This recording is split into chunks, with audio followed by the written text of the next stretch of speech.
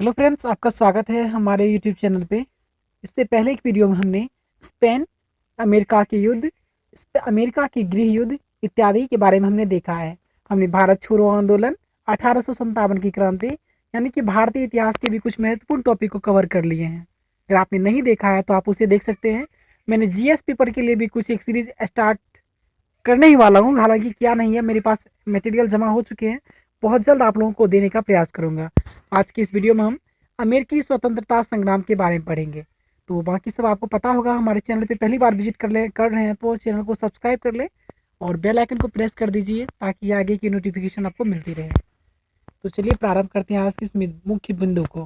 पहला है अमेरिकी स्वतंत्रता संग्राम के कारण, परिणाम और महत्व, तीनों को हम एक साथ देखने वाले हैं। बहुत ही छोटे इस वीडियो लेक्चर में हम सब पूरे सहज और सरल शब्दों में बताएंगे। पहले हम प्रस्तावना देख लेते हैं। अमेरिकी स्वतंत्रता संग्राम का विश्व के इतिहास में महत्वपूर्ण स्थान है।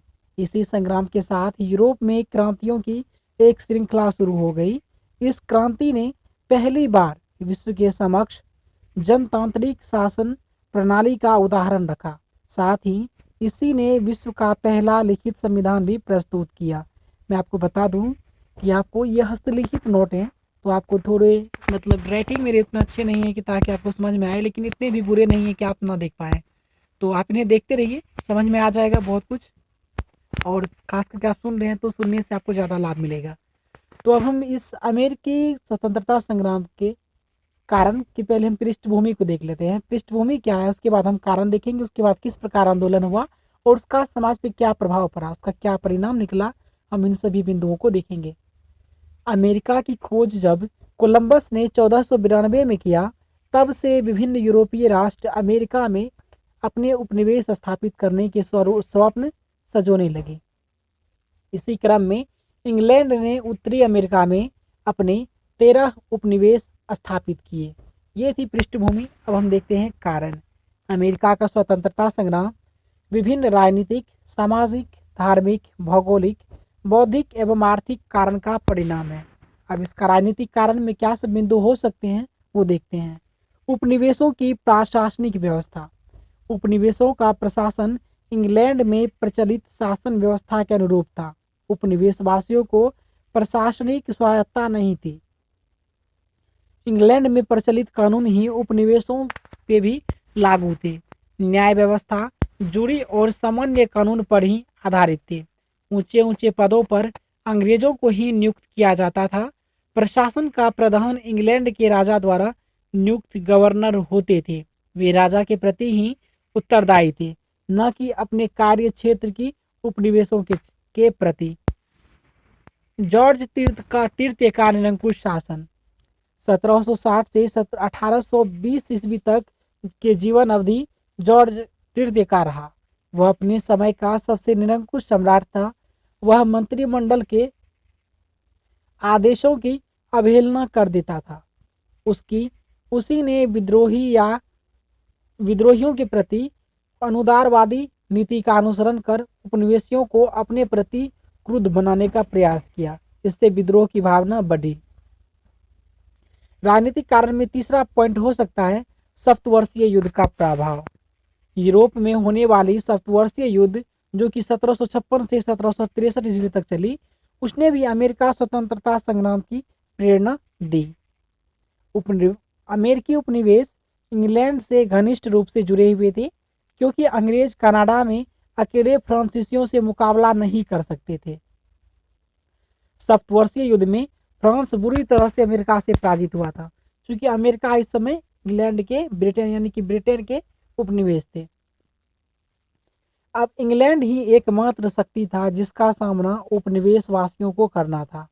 सप्तवर्षीय युद्ध होने के कारण अस्त्र शस्त्र के निर्माण के कारण उद्योग को बढ़ावा मिला। फलतः उपनिवेश वासियों के पास अस्त्र शस्त्र उपलब्ध हो गए, साथ ही युद्ध करने को तैयार हो गए। कहा जाता है कि सप्तवर्षीय युद्ध में इंग्लैंड की विजय से ही अमेरिका का इतिहास प्रारंभ होता है। अब हम देखते हैं सामाजिक धार्मिक कारण। इंग्लैंड और उपनिवेशों की सामाजिक संरचना में मूलभूत अंतर यह था कि इंग्लैंड में सामंतवादी व्यवस्था और कुलीनों का प्रभाव था। इसके विपरीत अमेरिका में समानता की भावना और जनतांत्रिक मूल्यों को अधिक महत्व दिया गया। सामाजिक धार्मिक कारण में दूसरा बिंदु हो सकता है मध्यम वर्ग का उदय। क्रांति प्रारंभ होने के पहले ही अमेरिका में एक सशक्त मध्यम वर्ग का उदय हो चुका था। ये लोग शिक्षित, धनी और स्वतंत्र व प्रगतिशील विचारों के समर्थक थे। उनमें सैनिक कुशलता व रणकुशलता भी थी। वे उपनिवेशों के शोषण व अधिकारों से वंचित होने के कारण स्वतंत्रता और समानता की भावना का प्रचार प्रसार कर रहे थे। धार्मिक कारण था इंग्लैंड में एल्गिन एग, एल, इंग्लैंड में देखिए दो चर्च होते थे, मतलब एक होता है एंग्लिकन चर्च। तो इंग्लैंड में जो था एंग्लिकन संप्रदाय तथा चर्च का व्यापक प्रभाव था, किंतु उपनिवेशवासी प्यूरिटन मत के पोषक थे और एंग्लिकनों को घृणा की दृष्टि से देखते थे। इंग्लैंड से प्यूरिटन संप्रदाय के लोग अमेरिका भागकर अपनी जान बचाने का उपाय ढूंढने लगे। इससे अमेरिका के प्यूरिटनों का मन इंग्लैंड से फटने लगा, जो एक क्रांति का रूप ले लिया। अब हम देखते हैं बौद्धिक जागरण क्या था। अमेरिका का मध्यम वर्ग वाल्टेयर, रूसो, लॉक, मोंटेस्क्यू और टॉमस पेन की रचनाओं से काफी प्रभावित हुए। टॉमस पेन की रचना थी कॉमन सेंस और द राइट्स ऑफ मैन से काफी प्रभावित हुए और इन सारी गतिविधियों से स्वतंत्रता संग्राम को की चाह बढ़ी।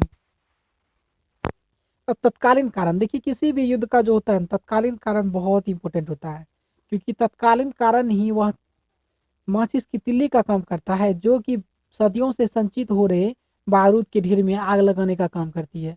तो ये तत्कालीन कारण क्या थी, तो बोस्टन की टी पार्टी थी। इस पे मैं एक छोटा सा और वीडियो देने वाला हूँ, बोस्टन की टी पार्टी, जो कि कुछ ही मिनट का होगा, 2-4 मिनट में होगा, जिसमें जैसे जीएस के पेपर में पूछा जा सकता है बोस्टन की टी पार्टी, तो वहाँ पे आपको इतना लंबा नहीं लिखना है, वहाँ पे आपको कम लिखना पड़ता है। तो एक वीडियो मैं बोस्टन की टी पार्टी पे भी देने वाला हूँ, 2-4 दिन में आपको मिल जाएगा, वो भी 1-8 मिनट का होगा। तत्कालीन कारण क्या था? अमेरिका की स्वतंत्रता संग्राम का तत्कालीन कारण था बोस्टन की चाय पार्टी। चाय कानून के द्वारा ईस्ट इंडिया कंपनी को भारत से सीधी अमेरिका चाय भेजने का अधिकार दिया गया। इस कानून का उपनिवेशवासियों ने कड़ा विरोध किया। 1773 ईस्वी में कंपनी की चाय से लदे जहाज अमेरिका के बोस्टन बंदरगाह पर पहुंच गए। अमेरिका के नागरिकों ने कुली के बेस में जहाज पर चढ़ गए और चाय की लगभग 340 पेटी को पानी में फेंक दिया।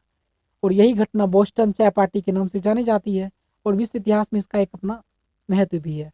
अमेरिका ने इसके बदले इंग्लैंड सरकार ने इससे अमेरिका से जो हुआ इसके बदले में जुर्माना यानी हर्जाना के स्वरूप मांगा, लेकिन इसने पर क्या हुआ, अमेरिका ने विरोध प्रारंभ किया और अमेरिकी सरकार ने क्या किया, बोस्टन के बंदरगाह को व्यापार के लिए बिल्कुल बंद कर दिया और क्या हुआ, दमनात्मक कानून लगा दिए। इस घटना से स्वतंत्रता का बिगुल बज गया। अब इसका हम देखते हैं परिणाम किस प्रकार हुआ, स्वतंत्रता संग्राम का क्या परिणाम निकला।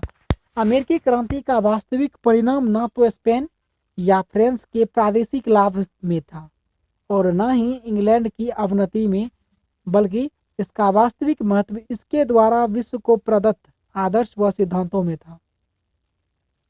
यदि इंग्लैंड की क्रांति ने प्रतिनिधित्व सत्तात्मक प्रथा को जन्म दिया, तो अमेरिका के स्वतंत्रता संग्राम ने जनतंत्रात्मक प्रथा को जन्म दिया, जिससे पहली बार सर्वसाधारण को मताधिकार मिला। इस क्रांति के बाद विश्व में लिखित संविधान का प्रचलन प्रारंभ हुआ। धर्मनिरपेक्ष राष्ट्र के रूप में लिखित संविधान के रूप में मान्यता मिलते हुए भी विश्व का पहला देश बना। कौन बना, तो विश्व का पहला लिखित संविधान पूछा जाए तो संयुक्त राज्य अमेरिका का। ठीक है, विश्व का सबसे बड़ा अगर संविधान पूछा जाए कि लिखित संविधान किसका है, तो भारत का। विश्व का सबसे पहला लिखित संविधान है अमेरिका का।